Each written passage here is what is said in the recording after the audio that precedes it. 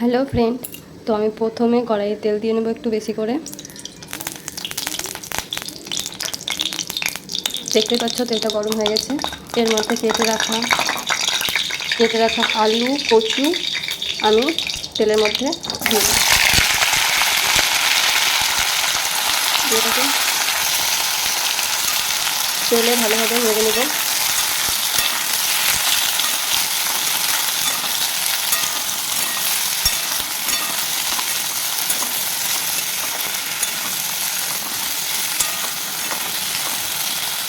এটা তেলে ভালোভাবে লাল লাল করে ভেজে নিব। তো আলুগুলোকে ভালোভাবে আমি নেড়ে নেব। এক সাইড হয়ে গেছে, আর এক সাইড আরেকটু ভালোভাবে আমি লাল লাল করে ভেজে নিব। এর মধ্যে এবার আমি কেটে রাখা পেঁয়াজটা দিয়ে দেব, আর কেটে রাখা কাঁচা লঙ্কা কুচি দিয়ে দেব।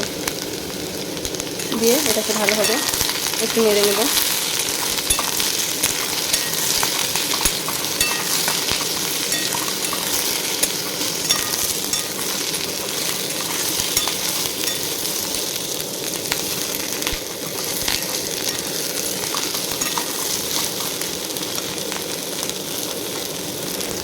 তো ফ্রেন্ড, দেখতে পাচ্ছ পেঁয়াজটা লঙ্কাটা আমি ভালোভাবে নেড়ে নিলাম। আলুগুলো অনেকটা হয়ে গেছে। এর মধ্যে আমি অ্যাড করব জিরে গুঁড়ো, লঙ্কা গুঁড়ো, আদা রসুন বাটা আর হলুদ গুঁড়ো।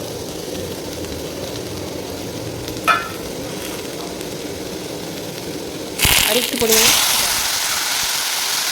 দিয়ে এটাকে ভালোভাবে নেড়ে নেব।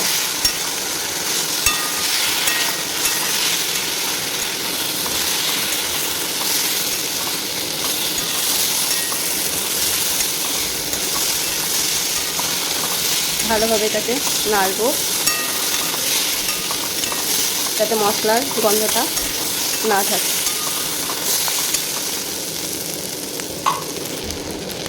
এরপরে আমি এর মধ্যে লবণ দিব।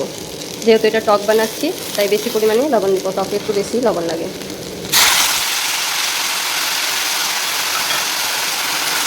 এই লবণটাকে ভালোভাবে আলুর সাথে মিক্স করে নেব।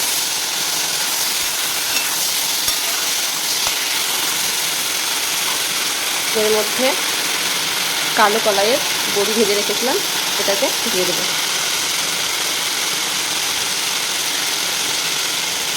এটার সাথে ভালোভাবে মিক্স করে নেব।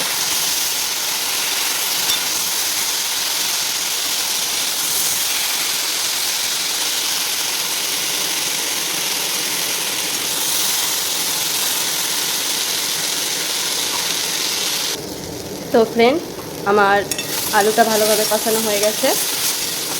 এবার এর মধ্যে আমি জল দিয়ে দেবো সিদ্ধ করার জন্য।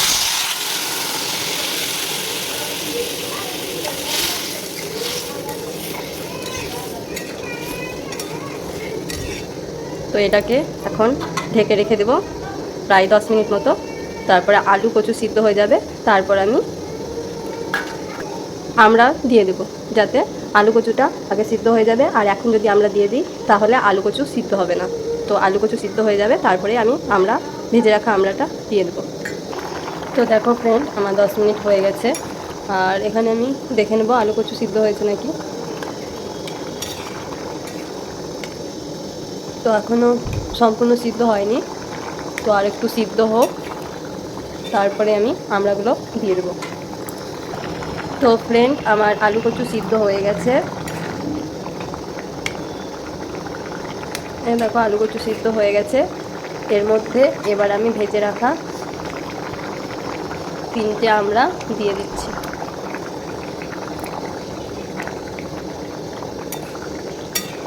এটাকে এবার কিছুক্ষণকার জন্য ঢাকা দিয়ে রেখে দেবো।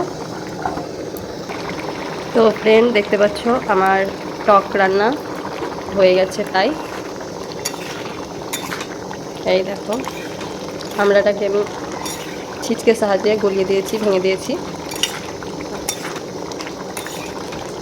আমার টক রান্না হয়ে গেছে। তো ভিডিওটা কেমন লাগলো অবশ্যই কমেন্টে জানাবে। আর এরকম ভিডিও পেতে আমাকে অবশ্যই কমেন্ট করে জানাবে। আর ভালো লাগলে লাইক, কমেন্ট, শেয়ার অবশ্যই করবে। তো আমি টকটাকে এবার নামিয়ে নেব।